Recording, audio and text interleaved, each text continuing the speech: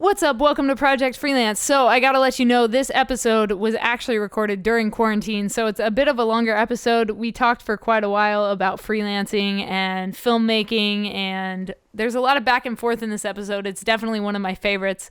I don't often get questions from the guests, so Jaime actually had a few questions for me when it comes to filmmaking, so it was really cool to, have that back and forth with another filmmaker.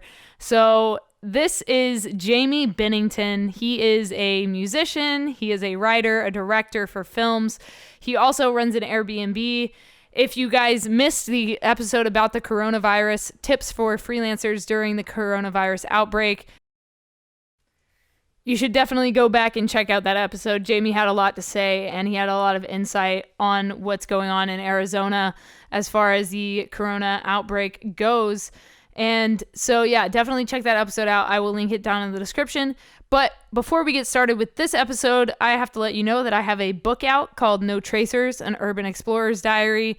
And if you want to pick up a copy of it to support my art during this time, I would absolutely love that. I will sign it and send it out as soon as USPS will let me mail things to you. Go to justtheletterk.com/no tracers. And if you want to pick up an art photo print of one of my photos, you can head to justtheletterk.darkroom.tech. I'll put a link down in the description for that as well. I have some exclusive photos up there that I think would look great in your space, whether it be your office, your school, your locker, your bedroom at home, your living room. I think my art looks pretty good on walls. I mean, I have a bunch of stuff printed out on my wall. I'm actually looking at it right now, and it's vibrant, it's colorful, and it's high res, so it looks pretty freaking good printed out. Printing out my photos is something that I love doing, so I would love to share that with you in the form of a photo print. justtheletterk.darkroom.tech. Check it out.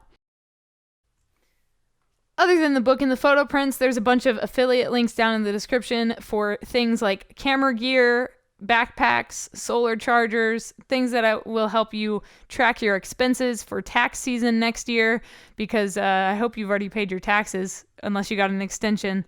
But yeah, there's a lot of links down in the description that I think will help you out. So be sure to check those out at your leisure. And if you like this podcast at any point in time, please leave a rating and some feedback. And if you leave a feedback, I will send you a signed photo print of one of my photos to say thank you. So thank you in advance for doing that. I greatly appreciate it. It helps the podcast grow. All right, let's get into this episode. Jaime, please introduce yourself and what it is you do to the Project Freelance audience. My name is Jaime Bennington, and I am a director. And for the most part right now, I'm a director. I do a little bit of Airbnb, though. Those are my two streams of income. And then we'll just go straight into, how did you get into filmmaking in the first place, into writing and directing? Oh, wow. Okay. Do you want the long story or the short story? I would like the long story. It's a podcast. Oh, there you go. Yeah. Okay.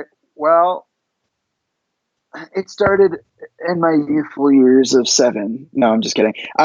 So I actually, let's see, where did I start? I started as a writer.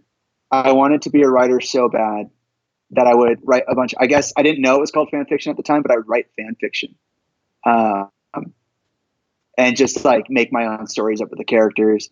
But then I would get sidetracked. I actually wrote most of a book that was basically Percy Jackson, and I found it the other like a month ago, and it was so embarrassing, but it was awesome at the same time. But I started there, but I got so frustrated with not having the mental bandwidth or the emotional capability of like an adult that like a book just seemed kind of ridiculous to me. Like I would get so angry, just try to write it because it's a lot of work. So I'd stop. And then I got into visual art, and I actually went to school for visual art. And then I immediately stopped because I'm left-handed. Like I got pretty good because basically what I wanted to do was like animate cartoons, like Avatar: The Last Airbender, things like that. Those are like my bread and butter. I fucking love that show. It's a masterpiece. And it's so beautiful. It's a beautiful show to look at. And I would try to do that kind of stuff. Like, I mean, even like Ben 10, like that kind of stuff too. They're all in the same vein of like Saturday morning cartoons and whatnot. But I was really interested in it. And then in art class, they make you use like pastels and shit. And I'm left-handed, so I don't have that lift on my. Are you left-handed or are you right-handed? Oh, so you have no idea what I'm talking about. So when you're left-handed, you drag your forearm and every, basically every part of your arm across the page because you don't have that lift that comes with the right hand, and it smears everything and gets everything dirty, and like your arm just like makes a mess everywhere. So I got really, really annoyed with that really quickly. I guess I was kind of temperamental as a kid, I guess, now that I'm saying this out loud. And then I took piano classes because I was really interested in that. And at that point, I didn't even start music until I was like 14.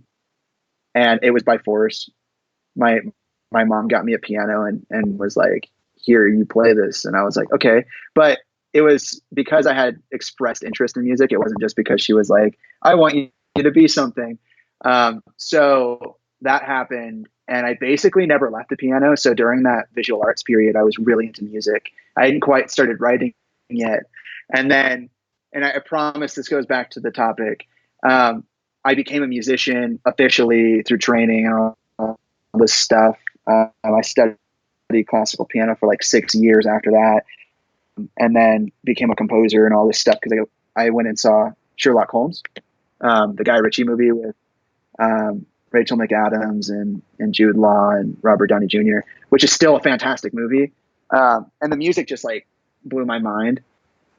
So it was the first score I ever really listened to. And then I got interested in Battlestar Galactica. So Bear McCreary, I got interested in Michael Giacchino, and kind of like unearthed this network of composers and was kind of like, all right, well, I want to do that. That's what I'm going to do. So I went to college for that. And my whole goal was to learn composition officially through like traditional means so that I could break the rules. But, that way I can also understand where like I'm a big history person. So I love understanding where things come from.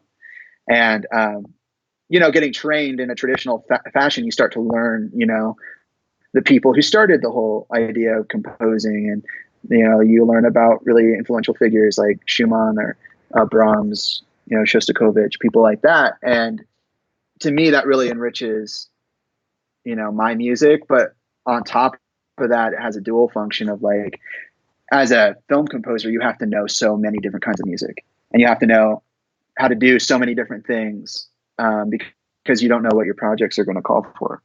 So I kind of got crazy in that. And then I did my first student film.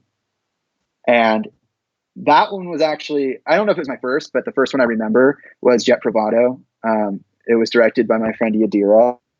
And my roommate acted in it and I did the music. And it was this kind of like, it was a really good like heritage piece, but not but anything. She won and we went, and that was my really good experience. And then I did a bunch of different student films, and they were like the worst experiences I've ever had, ever. Like, I hate student films. I think that that's not to say I hate student filmmakers. I know the process of making student films, and in the context of school, making movies or any kind of media, like art at all, is a nightmare, or it has a potential to be. And so I kind of got disheartened with all of that. And this is where it ties back to filmmaking. I decided that I could do better than the people that I was working with, and really devoted myself to like understanding what a director does and what a writer does. I started writing again. I wrote a feature, then I wrote a bunch of comedy, and I started finding my ability as a person to entertain other people, which I'm still working on. And then as a director, I just watched a ton of movies. Like, I watched a bunch of TV at the time. I probably watched like 14 television shows at once. And that's not a fake number. I really did that. And I would watch movies like day in, day out, see what I liked, see what I didn't like, see what, directorial languages I liked. I became a huge David Lynch fan. Not just cinematically, but also, spiritually. I think he's just an incredible human being, an incredible artist. Um, Christopher Nolan, Paul Thomas Anderson, just finding like people that I enjoyed. And then, I kind of developed a taste for movies and stuff like that, and what I wanted to make and what I didn't want to make. And that's kind of been the driving force, is just literally like, well, if I can, do it, why not? And I found a lot too in college, student filmmakers they're not very, very amicable. Like they're just kind of like, a lot of them are kids growing up, so a lot of them don't understand how to connect or communicate yet. Um, and so they make a lot, like I got a lot of like impossible standards, or like they'd be like, okay, write 15 minutes of music now, and I want it to be curated to this footage, and this is not the picture lock, it's going to change, and if you don't do it, I'm never working with you again. Like that kind of like crazy uh, uh fever dream, kind of. It's like almost like a fever pitch, like the time you're doing it, you're like, what the fuck is going on? That's essentially what my experience doing student films is like. And I just basically was like, I don't know, there's got to be a better way to do it. And also there's a really great saying where it's like, know enough about what you need people to do so you can put, the right people in those places. So, with directing, it's like, okay, well, I need to know who's good at using the camera, who has a natural sense of light, or what kind of light we're using, or like, the actors, of course, casting is a huge deal, like figuring out who fits the part and why. It can't just, with low budget projects be anybody. Just because you don't have the money to have anybody, you will find somebody that fits that mold. But a lot of my stuff has also been very like run and gun, and like, we'll figure it out when we get there. So in a lot of ways, I think the student film process actually helped me, because I have a lot of improvisation in my work that typically turns out fine. Sometimes there are moments where you're like, wow, that failed miserably. But I mean, in what practice of anything do you not, right? It's just a matter of trying things out. And so maybe there is a positive in student filmmaking, is that you get the idea. Like once you get there, you have to work with what you got, right? And it has to work. You don't have a choice. So Yeah, it's a lot about like thinking on your feet and, trying to, like you said, do a lot of yeah, improvisation. I remember, I mean, I have a bachelor's in film production, and I remember making my student films and what that was like. And now my roommate that I live with now is a film student. So I'm watching him go through the same frustrations that I went through, just with like a little bit better technology, the cameras, the lighting, all that stuff is better, and, so it's super interesting to watch him go through all this stuff that I already went through and kind of like right. guide him through it. So you would say, or would you say that school is necessary when it comes to, pursuing your passion? Do you think that you benefited a lot from studying this stuff in school? I mean, it sounds like you did. I would say that I think it depends on the kind of person you are. And I think it also depends where you go, because for me, let's see, how do I word this? I think education is always important. I think it's always important to know the most about whatever you're doing, because you're trying to do a good job. And one of the things, because I went through college, I hated college, by the way. I hated it. It was the worst thing. It's the second worst thing to ever happen to me. I cannot tell you, like, and this isn't everybody's experience, of course, but I just had a bad go of it. Like everything was against me. I was constantly I changed my major. That's not uncommon, but I was in my major for 2 years, because I thought I was in it, and then it was like a competition at the end, and they just like threw me to the side, and that was kind of really heartbreaking for me. So in a lot of ways, I think school is important, because you need to know everything you can about what you're doing, but also because it teaches you how to deal with stress. College is high stress. I don't think anybody could accurately display or convey to me how stressful college can be.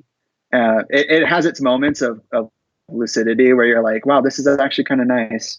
But it's, especially in the arts, it's all competition. It's all people trying to be better than each other. And I'm not really that kind of person. So, like I said, it kind of matters, what kind of person you are. I like learning. I just like learning. That's it. I'm not a scholar or anything. I just like learning. I learn about a bunch of different things. Like last summer, I taught myself the intro to fucking chemistry because I was just interested in it. And that's it. I just like learning things. It's not like I have an interest in being a chemist. It's just that, I'm interested about the world around me. And so when it comes to learning, it should really be about core things. It shouldn't be about specific practices, because there are so many things in film school I learned that I do not ever use, ever, never. I don't use it because it just doesn't work. Like there's something about practical application that's missing in a lot of art schools. Like I was in a music college. My minor was film and television. My major was music business. There's not a lot of practical application in any of those classes. Like with the music business, my degree hasn't gotten me anything. Two, a lot of it's like handled by other people. Like the stuff they teach you is not stuff you ever have to do yourself. If you're in a situation where you're, say, recording, or you're, writing a contract for a record deal or something, you just don't do it. And a lot of the teaching can also be very bad. And I think that's the hardest part about going to school is like, you could get really, really great teachers, or you can only get one great teacher the entire time you're in your track. And I got two good teachers. I had an excellent Spanish teacher, and I had an excellent personal piano instructor. And my Spanish teacher and my piano teacher were the only two teachers in my entire college career that realized that I was having a hard time keeping up because I did care and I wasn't understanding the material and I was trying to understand it. They saw that and they came to me and they said, "Hey, I see that you're struggling. Let's figure out a way to make this easy for you and not easy for me. Like as long as it's easy for you, I can deal with it." And unfortunately, you don't really get a lot of those kinds of teachers. And that's where a lot of the frustration comes from in college, I think, is, the quality of teaching that you're getting. Because you go in expecting so much. Like you're like, oh, I paid for it. For one, I paid for it. I'm paying for top-notch teaching. And, you often get shitty teachers. And that's not a comment on the teachers themselves, or I don't know. Like a lot of it has to do with politics in the state. A lot of it has to do with the money and where it goes in a state. And also, what district you're in or whatever. But, I was at U of A and it was just the University of Arizona in Tucson. Oh my God, the University of Arizona in Tucson. And it was very hit and miss. And I found that was the most difficult thing for me because as a person who loves to learn, like it's really disappointing.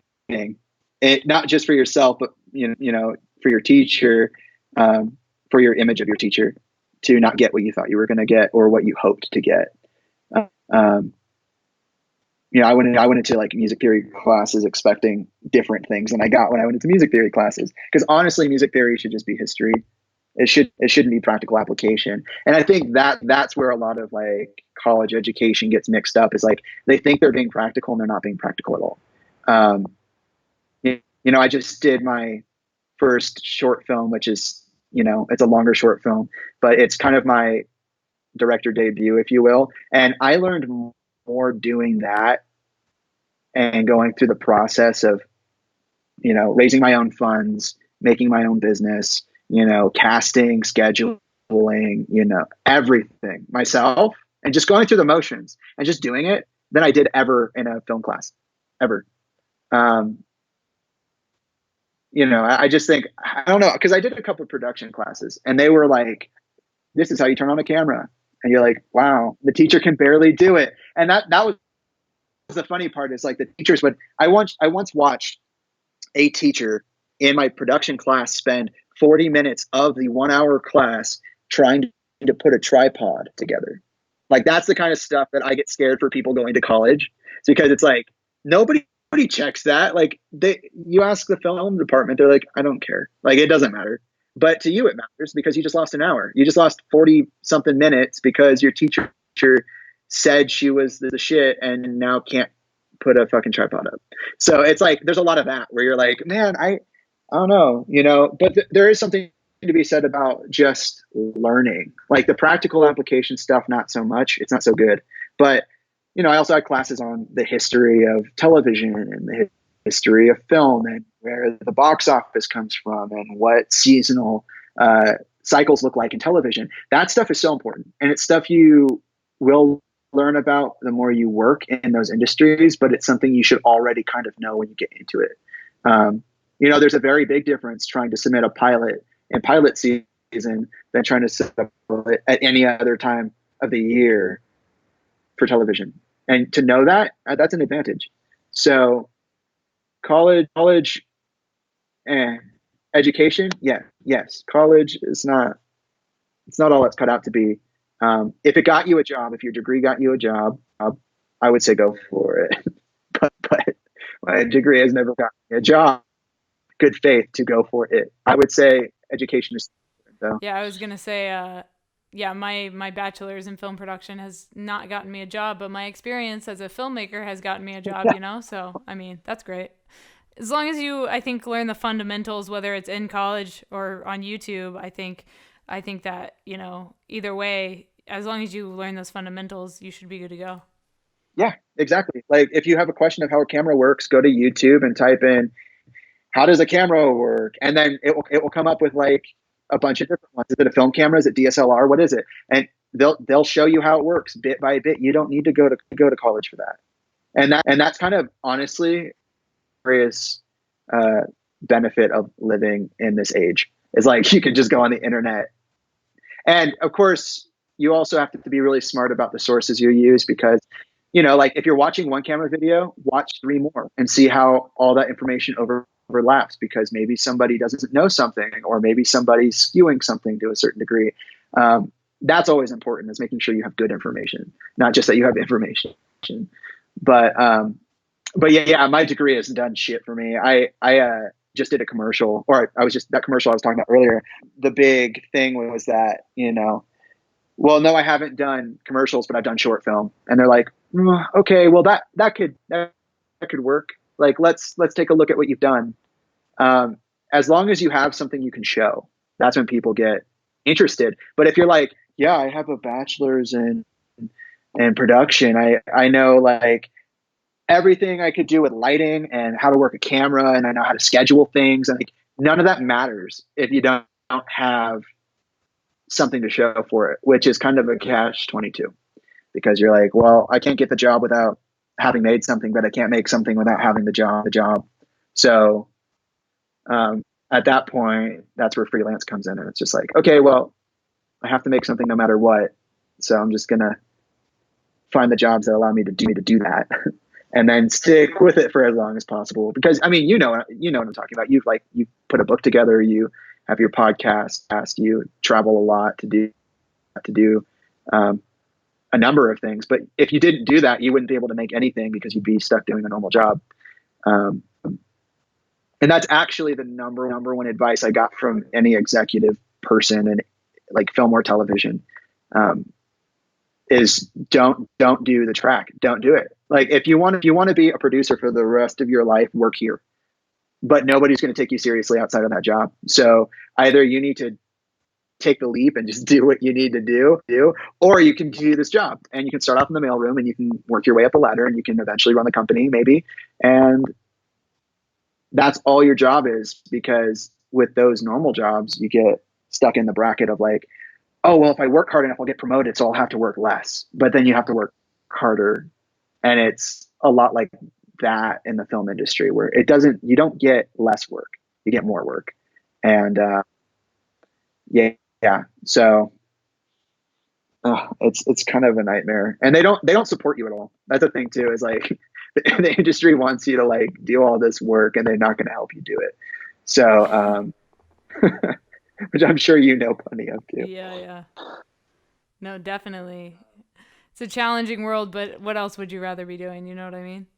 Oh, nothing. And that's the benefit of that lifestyle is like, once you complete something, like my short film I've been working on for 2 years, and it's going to be done. And at the end of April, if coronavirus lets up. And that's fucking cool. Like, to sit there and be like, yeah, I spent 2 years on that, and it's really good. And I love everything about it. And now I know how to make something much bigger because I spent all that time doing something so much smaller. That's a good feeling. And I don't know if you get that. I mean, I'm sure you get that working for a studio, but I don't think it's the same kind of like, I did it myself kind of thing, you know? Which I'm not sure if you experience that a lot, but I imagine you would, because there's a lot of stuff that you do that's like, it's totally dependent on whether or not you pull through on it. And that's just something you don't get with a normal job, is like that level of self and happiness that you did something, because you're like, this wouldn't have happened without me. And it was really fucking hard, but fuck, I did it, you know? Yeah. What about you? Do you have any of those kinds of experiences where you're like, Yeah, I'm actually working on a documentary about a bodyguard. He is a bodyguard for rock stars. That's like his thing. I'm super interested in like the crew behind the music because I feel like they don't get enough recognition. So I met this guy a couple years ago, and he's a bodyguard for a rock band, or several bands actually. And so I just approached him and I was like, hey, I would love to tell your story, like, and make a documentary about you. And he was super down with it. And so we started it, and then I basically sent him an hour-long cut of the documentary, and he was like, my story has grown so much since then, we should keep making this and just keep it going until we get to a place where it's like got a conclusion. And so now we're like 3 years deep, and we're still like making content. Every time I go to Vegas, I see him, and we make more content for this documentary, and we're just piecing it together. So it's been interesting working on such a long-term project, and it's kind of frustrating because you want it to be done and you want people to see it, but you know at the same time, like, the longer you work on it, the better it's going to get. No, absolutely. Absolutely. But isn't that like the greatest feeling though? Because you're like, sometimes it's an impassable object. Yeah. Like, you're like, there's no way it's going to get done. There's no way I can do anything better. And sometimes it feels like all of it's just going straight down the drain. Like, you're just like, wait, like the other day, the most incredible thing happened to me when I was, watching the picture lock of this movie that I'm making. And I was like, I lost all hope. Like, I don't know why. It was just a totally like stupid thing. I was sitting there and I was like, I fucked this up and it's never going to be good. And I don't know why I'm doing any of this. Like, you hit that low, even though it's a high because you have a picture lock, and you're just like, what the fuck happened? Like, I don't know what's going on. And there's not really a reason for it. It just is that way. So it's, I don't know. I mean, I love it now that I've like taken a second to be like, hey, I'm going to step back. I'm like, wow, that's something really awesome that I did. But, it's especially something like yours where I can kind of relate because I've had a long period of time to work on this. Or not had, I've been working on this for a long time. I can't imagine working on a project like that where it's like, it's almost never ending, but that's where you get the best doc work, So that must be interesting for you. No, it definitely is. I'm used to doing shorter projects for clients, and so to be working on a personal project. I mean, even my book took me 6 months to make, and not only that, but I was also studying for my pilot's license for my drone, and so I was doing all these. I'm always doing like a million things at a time, but like I was, working on this documentary, working on a book, and working on my pilot's license all at the same time, and so it's like the short-term projects are super fun and super rewarding, but the longer projects to me, I think, are even more rewarding because at the end of the day, you have this beautiful piece of art that just gets better and better as it goes along, you know, especially documentary work. Like I started filming it on one camera and now I switched to a new camera. So now the footage looks better. You know what I mean? So Yeah. it's like, it's got like an evolution to the story. You see not only like the visuals age, but you also see like the subject's age. So I think that's kind of an interesting concept when it comes to especially documentary work. Yeah, absolutely. That's crazy. What kind of camera did you switch from? So I was on a Canon 6D when I started, and now I'm on a Sony A7S II. So I went from Canon to Okay, Sony, and so it's just been an that's different. interesting. Yeah, it's been interesting. You know, like the colors are Yeah. different, everything's different about it, and I had to learn a new camera. You know, which was like the thing that held me back for so long was like I don't want to learn how to use this new camera. I'm so comfortable with my Canon, you know, but I love the Sony and now that Absolutely. Canon has the new R out, I kind of want to switch back to Canon. I'm not gonna lie. Really? Why is that? Is it just because of color, Yeah, or yeah, is it just I really like the color science of Canons. You know, there's something about it. But fuck, I love the low light of the Sonys. You know, and they're great for photo and video, which is a bonus. yeah, that's yeah. We for the short film we shot on a Blackmagic Pocket 4K, and then we had a Sony for backup. But I don't remember what kind of camera it was. Um, and it's very interesting because with the Blackmagic you have that dual native ISO, so you have these like brackets you work in post, so it's not all just baked in. But with the Sony, it is. It doesn't have or yeah, I believe so. It's all baked in right away.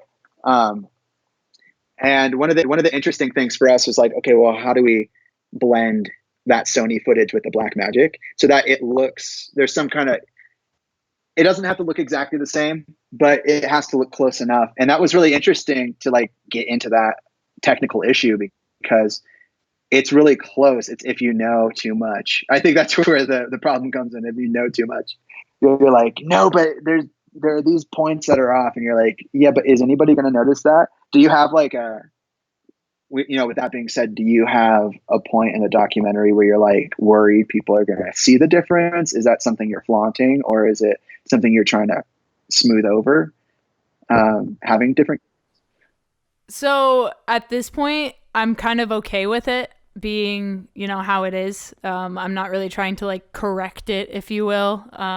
I could, but it's a documentary at the end of the day. It's not like a cinematic piece of beautiful short yeah, filmness. You know what I mean? It's like a raw documentary. yeah, It's like all about real shit. And even the audio, like starting out the audio, we filmed in the back of a trailer at Warped Tour. Like it sounds like shit, but I mean, yeah, that's just a part of documentary filmmaking. Sometimes, like you said, like yeah. sometimes you're just run and gun on your toes, improvising. So, yeah, it's been very, very interesting to watch not only the visuals upgrade, but also the audio get better. So, Yeah. yeah, that's something I've been working on personally is like my audio. Like I have been working a lot on getting cleaner audio and better audio, and I love doing sound design as far as like editing goes. So I'm really big on like adding sound effects and Foley and all that kind of stuff to my projects, whether they are documentaries or otherwise. Yeah. That's awesome. We're actually doing that right now. We're fullying the film, and it's so much fun. I love sound design. I did sound design for one of my earlier projects, and it was all experimental. And the thing I love about it, that process is like anything's possible. I would sit there and I would, record all these sounds and layer them in and all this stuff, and then I would sit and listen to it like it were music and just listen. I love listening to soundscapes. I freaking love it. Not soundscapes as in noisescapes, but like soundscapes as in something built for an image, not in the musical context. Just for anybody who knows the difference, there is a difference between music soundscape and soundscape for footage. Um, but I love listening to it. I found actually one of those tracks the other day. So it's kind of funny that you mentioned Foley. I found one of those tracks in my iTunes of all places, but it should have been in Premiere. I don't know why it was there, but I was listening to it and it's so much fun. I think it's fun because you have to listen to things differently. Like typically you go about your life and you're not thinking about it. Like you're just like, oh, it's noise. And then when you have to like recreate it and you have to go and like match something or create something new for something, it really changes the way that you, I think, even look at the world a little bit, because you're like, wait, I could use this to sound like paper when I'm flipping through a book, but it's not paper. Or like, oh, I just realized I did 3 minutes of fulling footsteps in a room with an echo that I didn't hear. So it doesn't work because it sounds like it's canned, but he's outside. And that kind of that ability to distinguish between those two things is really, it's a very, very fascinating skill, in my opinion. I couldn't do it for a living, but yeah, I fucking love it. I love it. Do you have a particular, like, what would you Foley in a documentary? Because I'm curious about that, because most of it's just very much on the spot. It's not like you're doing takes of something, you know? So typically. I'm big on like B-roll footage and like transition sequences. So I would do, Foley or sound design for a documentary within those sections, just to add like, an ambient noise or, whatever is needed in that short sequence. So that's kind of where I'm using sound design and Foley in the documentary. Yeah. It's kind of an interesting thing, but I wanted to bring my love for sound design into the documentary world. So that's kind of what I'm doing there. Yeah, that's super cool. I can really appreciate that just from like an artistic perspective. I love using sound as a bridge. That's one of my favorite things to do. I think it can have so many different applications. At least from a narrative standpoint. I haven't done too much documentary, so I wonder how that would work. I mean, I'm sure I've seen it 100 times. I just never picked up on it, because that's kind of the point, is that you don't pick up on it. But that's really fascinating. Do you color your own work? Yeah, I color all of my stuff. Okay. What's that process like? Have you gotten it pretty much down to a science? You're just like, input this and that and I'm done. Yeah, I mean, I've made some presets, so presets are definitely a good way to go. So I have like, I have for my live concert footage, I have a preset for that called Warped Tour. I have, different. I mean, I could just go to Premiere right now and tell you some of the names of these presets.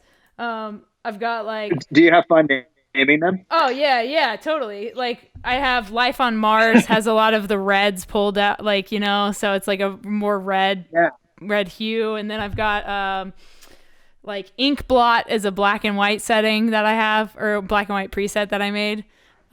So yeah, I just have a bunch of different ones that I kind of created and curated, and I love using them. And I think the most used one that I have is called Hospital Ward. And it kind of pulls the whites out a little bit more, so it's kind of brighter, kind of like the setting of a hospital. So I called that one Hospital Ward. It's kind of like not an overexposed, but like bridging that gap between what's totally exposed, like perfectly exposed, and what's just a little too far. Yeah, exactly. That's interesting. That's interesting. And then so you just film it. As you would with your practical lighting and things like that,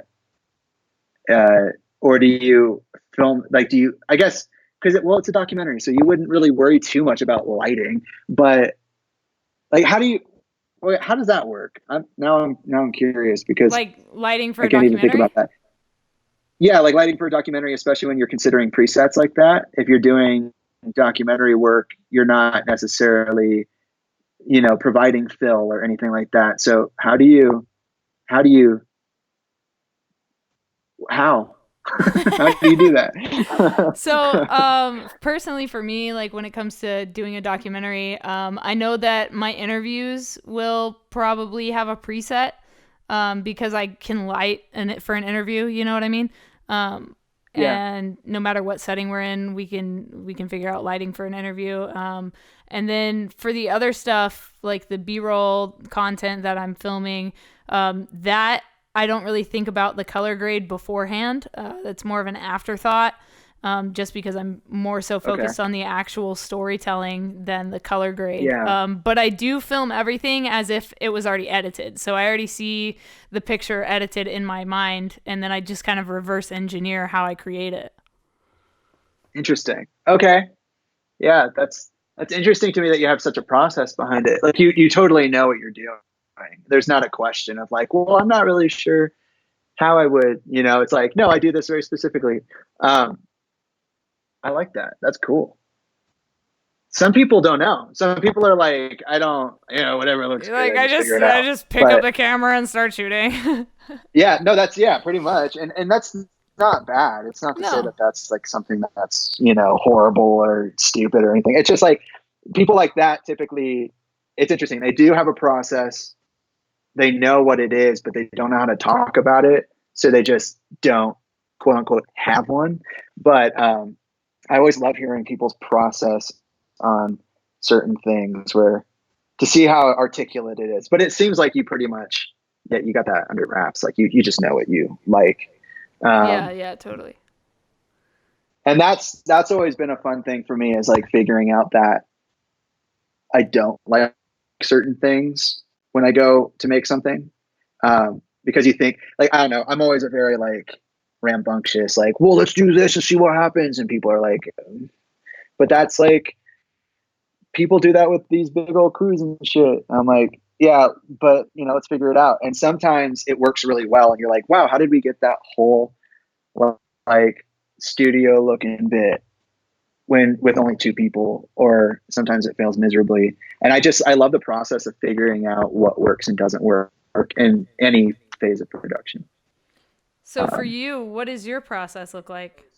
For post or Yeah, for post. What's your post process like? well, for film, it's a little different. It's changed a lot. Before, I would just neglect certain things because I'd be like, I don't really see the utility in something like that. Which admittedly isn't sound. I used to have kind of like a negligence towards sound, and I don't anymore, especially with this movie that I'm making now, because sound is so important.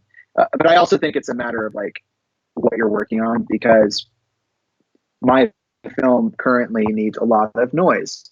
It needs a lot of like footsteps and talking and shit. But like things I've done before don't really need that. So it is a matter of like what you're doing at the time. But that was a huge thing for me coming into that side of production, was like, oh wait, I didn't really do sound very well. Like how do you cope with that? But basically I can only give you the process that we went through for a chant, not for anything else, because we also had a huge change up in the crew. So the people I was working with were different. But essentially what we would do is I love organizing shit. I love it. So I go through all the assets and I organize them by take, by kind of take. I like getting to categorize it. Like that's fun for me. So for some people, that's just a nightmare. They have other people do it, but I love it. And then I sit down with the editor, and we kind of talk about what that person's, not my thoughts, but my editor's thoughts on the script and where they see the movie going or the content or whatever. Because I'm a big fan of getting multiple points of view. Like I don't want it to just, film's a collaborative thing. I don't want it to just be my vision. I just want it to be something that we can all agree on. And sometimes I went through this process with my actors a lot. Having that completely removed third party look at something can really reveal some interesting things about what you're doing.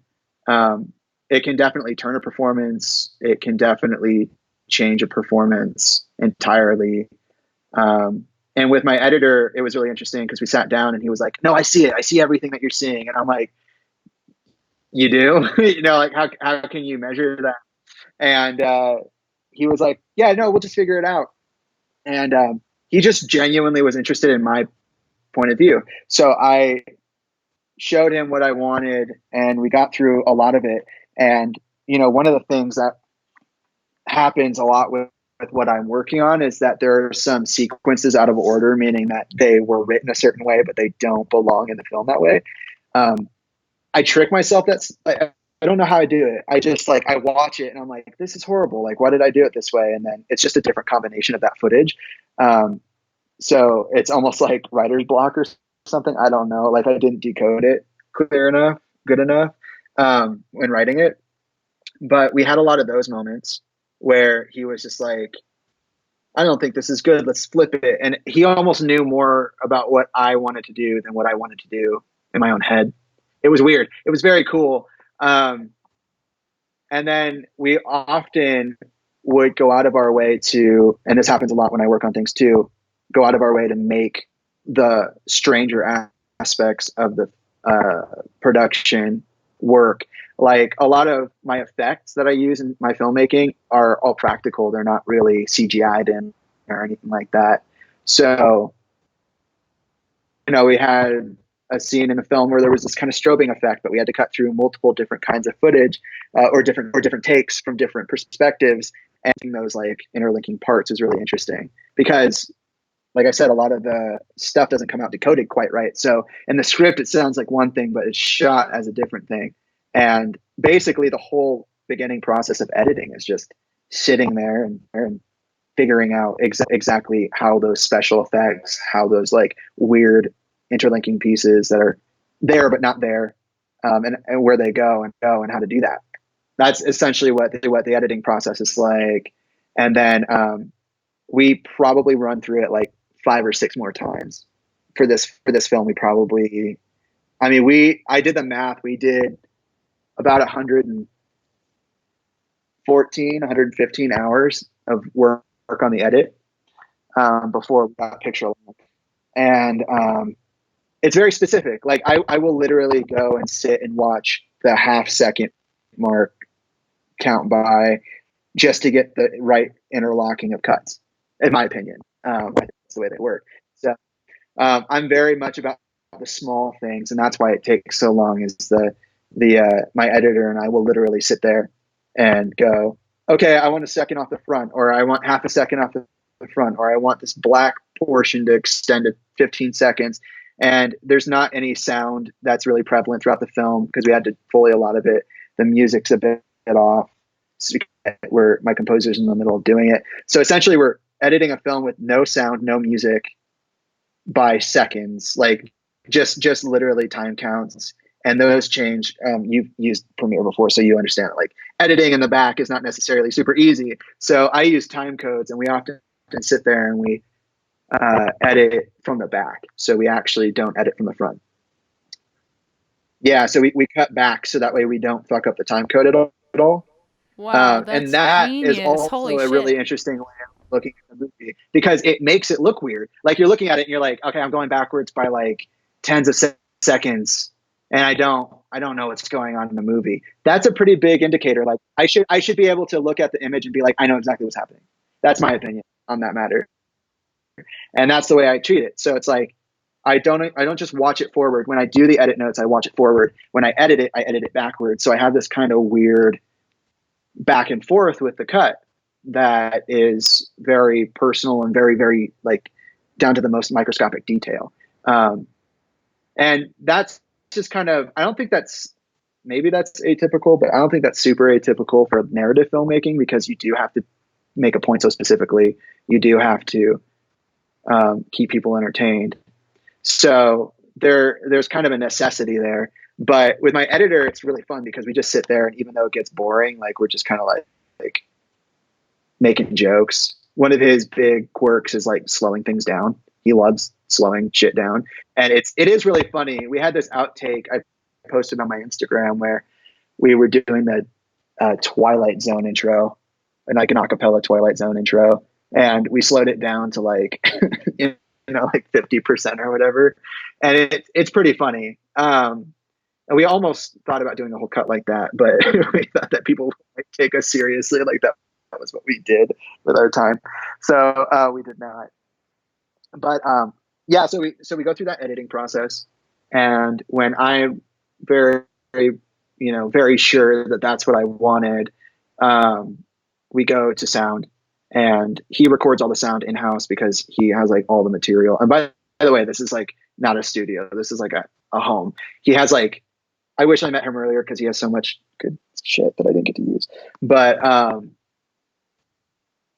he goes through and he plays the whole thing by himself. Um, and then he's learning how to color. He's not quite a colorist, but we have a friend who's a DP who does a bunch of like freelance stuff like me. And he was like, yeah, I know you guys. He's gotten to know me a little bit, and he was just basically like, I'll teach you how to color. So we have like my editors learning how to color as we're color grading it. Wow. So it's really interesting. And then there are a ton of other technical aspects because, you have to worry about the dual native ISO. You have to worry about the types of footage that you're using, or, frame rates, color. Definitely, I feel like is the most important thing of a film besides the edit. I mean, obviously there are staples like music, editing, and coloring, but color can say using color as a mechanism for the narrative. So a lot of it is just like fine tuning the small details because all of it's present in the script, and then 99% of it is present in the script, and the 1% of it is present in my head. And I basically sit through the whole thing. I don't go anywhere. So I have a lot of film friends who are like, yeah, you don't want to be there for every second of the edit. And I'm like, yeah, I do. Why wouldn't I want to be there? It's because I go to that level, that deep level of organizing and cleaning things up. But yeah, I mean, I was there for all 115 hours of editing, and I was there for like the first couple of hours of Foleying. But with the coronavirus, it's not like I could just go over to his house, because of the fear of transmitting something. So, or catching something. So right now I'm letting him do that, but that's essentially, I mean, I say that my process has changed a lot, but I would say in general, that's essentially the way I've always done it. It's just who I've done it with. I think this time I was allowed to go to that deeper level where I was just like, every half second counts, I wasn't able to before. So maybe that's why it feels different. But now that I'm talking about it, maybe it hasn't really changed. But even if you look at like a lot of the special effects are very intensive. So I literally have to be there with him and be like, no, you need this, like down to like 100th of a second. It's really probably unnecessary. But, with Infinite Loop, I did Borderline, and before that I did Infinite Loop. Infinite Loop, all of the special effects in that are just like elaborate frame holds. So that was really interesting, and that was a pain in the ass to work through. But a lot of my special effects are like that, where it's like, you want to do what? Why do you want to do that? And people kind of get like, not upset, but they're like, some of them are like, yeah, that sounds exciting. And some of them are like, dude, do you know how difficult this shit is? I'm like, no, I don't. I don't. I'm not an editor. I have no clue. I edited 24 hours straight in Premiere once, and I decided that I was never going to do it again. So yeah, that's essentially the process as I know it right now. And then what are your plans for the premiere for the future of this project? Do you want to submit it to film festivals? Do you want it on Amazon, Netflix? Like, what do you hope for this bad boy? Well, would you believe it if I said it might be illegal? I have no right to the adaptation of this content. So we're kind of, yeah. So we're trying to do the best job that we can possibly do before we get caught, so that whoever catches us can be like, wait, let me see it. And then like it, but it's based off of a Stephen King poem. So it's kind of like, he's a huge asset right now. And I'm not really sure with shows like Castle Rock how that affects my right to this, but essentially in the 80s he had a deal called the Dollar Baby deal, and you could just give him $1 and he's like, yeah, you can adapt it. I can't necessarily make money off of it, but I have in a roundabout way made the film a learning resource, because I was originally going to put it in 320 Festival, but it didn't. That didn't happen. I actually don't even know what's going on with that right now. But essentially, I just have to give him $1 and hope he doesn't sue me. So I can't make any money off of it. I might be able to, with the idea that it's like I might be able to monetize on it because of it being a mental health resource, but we'll see. My goal really was just to put it on YouTube, let everybody have it. And really like the really special parts of because we did the Indiegogo campaign, and really the special part about that is that we're giving people, really special perks. Yeah. So basically we were just kind of thinking like, we'll dump it on the internet. If they want to take it down, they can take it down, but as many people as possible that can see it before it happens. What to see? It's one of those risks, sometimes you just got to take a risk. And this one really spoke to me, and I'd rather ask for forgiveness than permission. And, I'm also not a slacker. I'm a fan. I've read like 30 of his books. So it's not like I'm just like, oh, I want to make a quick profit. I genuinely care about the material, and, mental illness and mental health have a pretty big part of my life. As I'm sure, I know, and anybody who knows me, who's listening to this, or, it's really important to me. So I'm kind of running with the risk of getting caught and getting in trouble. But hopefully I don't. that's my fingers crossed. I don't get railed for this. But I think anybody who sees it's going to be like, oh wait, this isn't just some weird like dumb thing, hopefully that's my hope. But I've been really close to it. If Stephen King happens to be listening to this podcast, can you just let Jaime use the adaptation, please? That would be great. Thanks. Yeah. Give the rights to it. I'll take all the money for it. That'd be awesome. But also, Stephen, if you want to come meet me somewhere, like you want to get coffee, I'll give you $1. So that's also a reasonable solution. I'll take the rights, but I'll also give you $1. But like my goal, right, is, and this is just me fantasizing, is that he sees it, like his manager calls him and he's like, we got this asshole over here trying to steal rights to your thing. And he's like, bro, hold on. Let me check this out. Because he actually really likes his fans. Maybe he'll check it out, right? And then you never know. He's like, oh my God, wow, this is so good. I gotta meet this guy. And then I have like 3 or 4, studio pictures. That's the deal. That's the deal. I gave him $1 and he's like, hey bro, here's like, here's a rights to like 4 movies I want made. Yeah.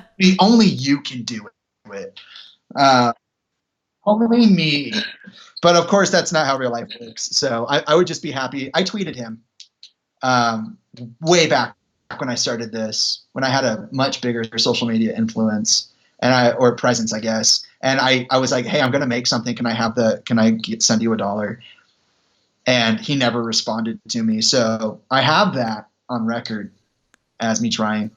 Hey, at least you gave it a shot, right? Yeah. Fun anecdote. Michael Giacchino did respond to me once on Twitter. That was really fun. He made fun of my ears. It was awkward. But I don't know, like maybe he's cool in real life. But yeah, that's my plan for that. And then my last question for you is, what is something you know now that you wish you knew when you started? The project, like in terms of filmmaking? Yeah, just filmmaking in general. Oh my God. I learned so much. Dude, I got a lot of things I learned. One, and this is really important, I probably should have made an LLC for the movie and put all my money in it. That would have been super helpful in any context. I did it out of my personal like bank, so I didn't have the foreknowledge to create a business around the movie and then fund the movie through it. So we got super lucky because we could have gotten in a lot of trouble if something went wrong. Like if somebody got hurt or a piece of equipment broke or whatever, that would have been a bad thing. So do that. When you get money from crowdfunding, not a part of your production company, which you use to do everything, put it into an LLC for that project. Just do it. It's not that hard. It's like you might have to spend $100 on your own, but you can manage it yourself and you can do everything right. That was really, really important. Did not know that until about 2 weeks ago.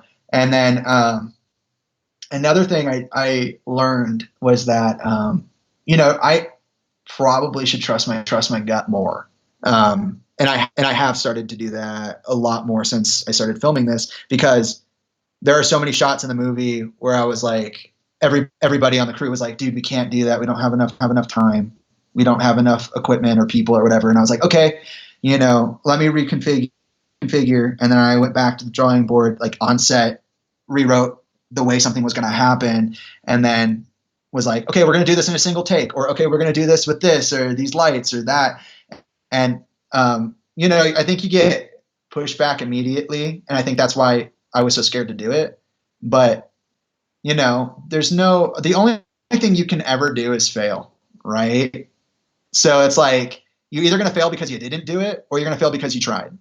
And that's something that I had to really lean into on this project. It was like, well, I could just wait to get the right legal rights for this, or I could make it and just hope that it sticks the landing.